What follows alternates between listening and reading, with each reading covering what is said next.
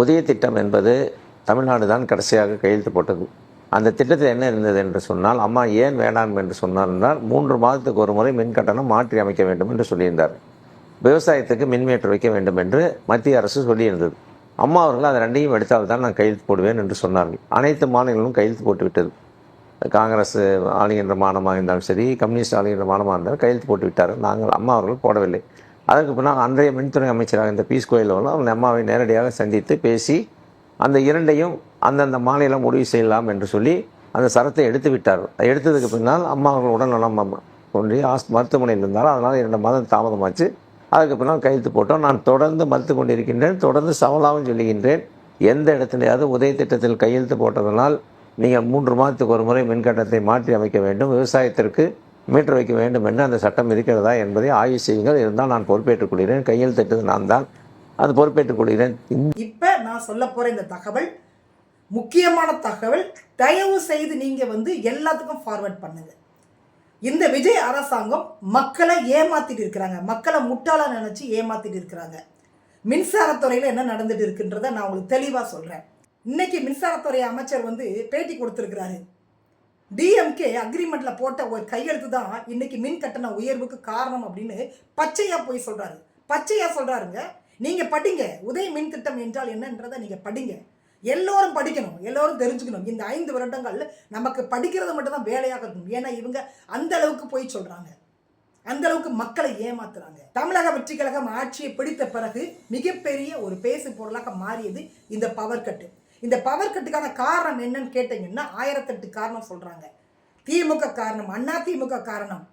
Fuse கேரியரை பிடுங்கிட்டு போயிட்டாங்க. அவங்க சரியாக நிர்வாகம் பண்ணலை. அங்கே இருக்கக்கூடிய ஆட்கள் எல்லாம் ஊழல் செய்கிற ஆட்கள், அந்த மின்சாரத்துறையில் இருக்கக்கூடியவங்களெல்லாம் இப்படின்னு அடுக்கடுக்காக போய் குற்றச்சாட்டுகளை முன்வைக்கிறாங்க தமிழக வெற்றி கழகம். அதாவது மக்களே, தமிழகத்தை பொறுத்த வரைக்கும் தமிழ்நாடு மின்சார வாரியம் எப்போ தொடங்கப்பட்டதுன்னு கேட்டிங்கன்னா 1957 தொடங்கப்பட்டாலும் கூட 2010 மறு சீரமைப்பு பண்ணுறாங்க. என்ன பண்ணுறாங்க அப்படின்னு கேட்டால் 2ஆக அதை பிரிக்கிறாங்க. 2 நிறுவனங்கள். ஒன்று டிரான்ஜெட்கோ அப்படின்ற ஒரு நிறுவனம், அது மின் உற்பத்தி மற்றும் பகிர்மானம். 2வது டிரான்ஸ்கோ அப்படின்ற ஒரு நிறுவனம். இவங்க ஒரு இடத்துலேருந்து ஒரு இடத்துக்கு மின்சாரத்தை கொண்டு போகிறது, பழுது பார்க்கறது இவங்களோட வேலையாக இருக்கிறது. இப்படி 2ஆக செயல்பட்டு கொண்டு இருக்கிறது. இப்படி இந்த துறை செயல்பட்டு இருக்கும் பொழுது இந்த துறையில் ஏற்படக்கூடிய நிதி சுமை, அதனால் ஏற்படக்கூடிய கடன், வட்டி, இது அந்த துறையால் சமாளிக்க முடியல. அப்போ மத்திய அரசு என்ன பண்ணுறாங்கன்னா 2015 காலகட்டத்தில் உதய் மின் திட்டம் அப்படின்ற ஒரு திட்டத்தை அறிமுகப்படுத்துகிறாங்க. நவம்பர் 20 அறிமுகப்படுத்துகிறாங்க. அந்த திட்டத்தில் கிட்டத்தட்ட 32 மாநிலங்கள் இணைந்திருக்கிறது, யூனியன் பிரதேசங்களும் இணைந்திருக்கிறது. தமிழ்நாடு 21வது மாநிலமாக அந்த திட்டத்தில் இணைந்தது. உதய் மின் திட்டம், உஜ்வாலா டிஸ்காம் அஷூரன்ஸ் யோஜனா, இதுதான் அதோடைய ஃபுல் ஃபார்ம். அதனால தான் உதய் மின் திட்டம் அப்படின்னு நம்ம சுருக்கி சொல்கிறோம்.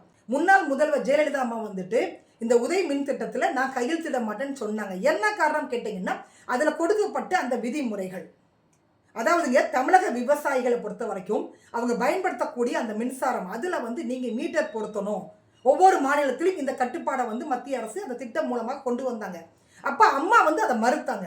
2வது காலாண்டுக்கு ஒரு முறை மின் கட்டண உயர்வு, இது கம்பல்சரி கொண்டு வரணும்னு அவங்க சொன்னாங்க. அதாவது 3 மாதத்துக்கு ஒரு முறை மின் கட்டணத்தை உயர்த்தணும். இதை அம்மா மறுத்தாங்க. அப்போ இந்த 2ஐயும் நீங்கள் எடுத்துட்டீங்க அப்படின்னா நான் அக்ரிமெண்ட்டில் சைன் போடுறேன். அதே மாதிரி மின் வாரியங்களில் ஏற்படக்கூடிய அந்த நிதி சுமை, அந்த இழப்பீடு 75 விழுக்காடு மாநில அரசு ஏற்றுக்கொள்ள வேண்டும் அப்படின்னு சொன்னாங்க. அது பண்ண மாட்டேன்னு சொல்லிட்டாங்க. 35 விழுக்காடு நாங்கள் வேணால் ஏற்றுக்கிறோம் அப்படின்னு சொன்னாங்க. இந்த மாதிரியான கட்டுப்பாடுகள் எல்லாம் விதித்த பிறகுதான் முன்னாள் முதல்வர் ஜெயலலிதா அம்மா அந்த திட்டத்தில் இணைகிறதுக்கு சம்மதம் தெரிவித்தாங்க. அதுக்குள்ளே அவங்களுக்கு உடம்பு சரியில்லாமல் போயிடுச்சு. 2017 நம்முடைய இபிஎஸ் வந்த பிறகு ஜனவரி 9 நம்ம தமிழக மின்சாரத்துறை அமைச்சராக இருந்த பி தங்கமணி அவங்க முன்னாடி மத்திய மின்சாரத்துறை அமைச்சர் பியூஷ் கோயல் அவங்க முன்னாடி இந்த அக்ரிமெண்ட் சைன் ஆகுது. இதுதாங்க உதய் மின் திட்டம். இந்த உதய் மின் திட்டத்தில் நம்ம அமைச்சர் சொன்ன மாதிரி விவசாய நிலங்களில் மீட்டர் பொருத்தப்படாது. இன்றைக்கி பொருத்தலை, நீங்கள் செக் பண்ணி பாருங்கள். 2வது 3 மாதங்களுக்கு ஒரு முறை மின் கட்டண உயர்வு இல்லவே இல்லை. 3வது 75 விழுக்காடு நாங்கள் அவங்களோட நிதி சுமையை ஏற்றுக்க மாட்டோம், அது இப்போவும் இல்லை. அதனால நம்ம மின்சாரத்துறை அமைச்சர் நிர்மல்குமார் வந்து இது டிஎம்கே ஆட்சியில் கொண்டு வரப்பட்டது, அவங்க போட்ட தவறான கையெழுத்தினால தான் இன்னைக்கு மின் கட்டணம் உயர்வு அப்படின்னு அவர் வந்து சமாளிக்கிறாரு, மக்களை ஏமாத்துறாரு. அதுவும் போக வந்துட்டு இப்போ நீங்கள் ஆட்சிக்கு வந்து 1.5 மாதத்தில் மின் கட்டணத்தை உயர்த்தியிருக்கீங்க. என்ன காரணம் அப்படின்னு கேட்டீங்கன்னா, டிஎம்கே அந்த அக்ரிமெண்ட்டில் சைன் போட்டது அப்படின்னு சொல்கிறாரு. நீங்கள் நல்லா போய் உதய் மின் திட்டம் அந்த அக்ரிமெண்ட்டை போய் நீங்கள் படித்து பாருங்க. நான் படித்து பார்த்தேங்க. அதாவதுங்க, உதய் மின் திட்டத்தில் மத்திய அரசு என்ன சொல்லியிருக்காங்கன்னா, ஆண்டுக்கு ஒரு முறை வந்து நீங்கள் மின் கட்டண உயர்வு இருக்கு இல்லையா, அதை வந்து சீரமைக்கணும், மறுசீரமைப்பு பண்ணணும். அதாவது நீங்கள் உயர்த்தனா நீங்கள் உயர்த்தலாம் அப்படின்ற மாதிரி அவங்க சொல்லியிருக்கிறாங்க. தேவைன்னா நீங்கள் பண்ணிக்கலாம், உயர்த்தி தான் அவனோட கட்டாயம்லாம் இல்லை. நல்லா புரிஞ்சுக்கோங்க.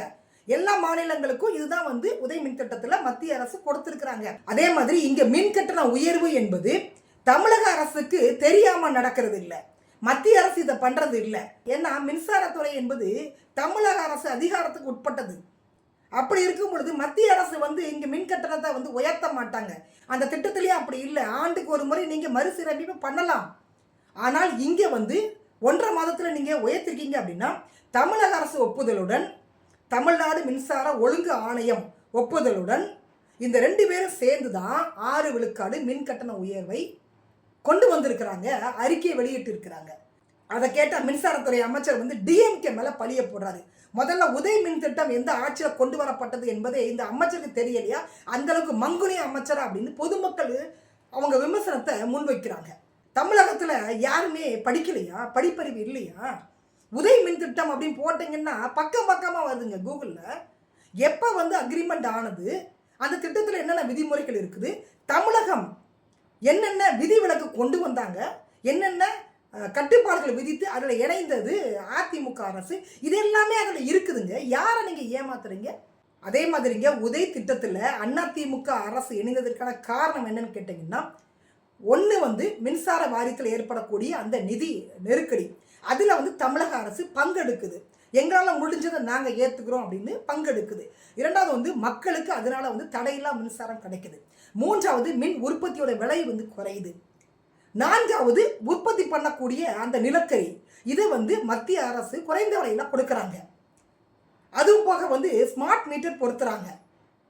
மின்சார திருட்டு இதை வந்து நம்ம தடுக்கலாம். இப்படி வந்து பல்வேறு நல்ல விஷயங்கள் வந்து அந்த உதய் மின் திட்டத்தில் இருந்ததுனால மட்டும்தான் தமிழக அரசு, அதிமுக அரசு அந்த அக்ரிமெண்ட்டில் சைன் பண்ணாங்க. அதற்கும் இந்த மின் கட்டண உயர்வுக்கும் என்ன சம்பந்தம் இருக்குது? சம்பந்தமே கிடையாதுங்க. முதல்ல அமைச்சர் வந்து நல்லா படிக்கணும். உதய் மின் திட்டம் என்றால் என்னன்றதை நல்லா படிக்கணும். எல்லாத்துக்கும் டிஎம்கே காரணம் அப்படின்னா, தயவு செய்து நீங்கள் பதவி விலகுங்க, தயவு செய்து பதவி விலகுங்க. இரிட்டேட்டாக இருக்குது, கேட்கறது இரிட்டேட்டாக இருக்குது. அமைச்சர் நிர்மல்குமார் மத்திய அரசு கொண்டு வந்த உதய் மின் திட்டத்தில் மாநில அரசு எந்த கட்டுப்பாடுடன் அங்கே அக்ரிமெண்ட்டில் சைன் போட்டிருக்குது, இதை முதல்ல தெளிவாக படிக்கணும். அதை வந்து மக்களுக்கு வெளிப்படையாக நீங்கள் சொல்லணும். சொல்லாமல் சும்மா மக்களை வந்து நீங்கள் ஏமாற்றக்கூடாது. ஆண்டுக்கு ஒரு முறை நீங்கள் ஏற்றி தான் ஆகணும் மின் கட்டண உயர்வு அப்படிலாம் ஒன்றும் அவசியம் இல்லை. மாநில அரசு நினச்சாங்கன்னா ஏற்றுவாங்க. ஏன்னா மின் வாரியங்கள் ஏற்படக்கூடிய நிதி நெருக்கடியை மாநில அரசு தான் பொறுப்பேற்கிறாங்க. அது வந்து மக்கள் தலையில் வந்து விழுது கடைசியாக. அதே மாதிரி தேர்தல் பிரச்சாரத்தில் டிவிகே அரசு சொன்ன அந்த 200 யூனிட்டு மக்கள் கேட்கக்கூடாது என்பதற்காகத்தான் பவரை வந்து கட் பண்ணாங்க.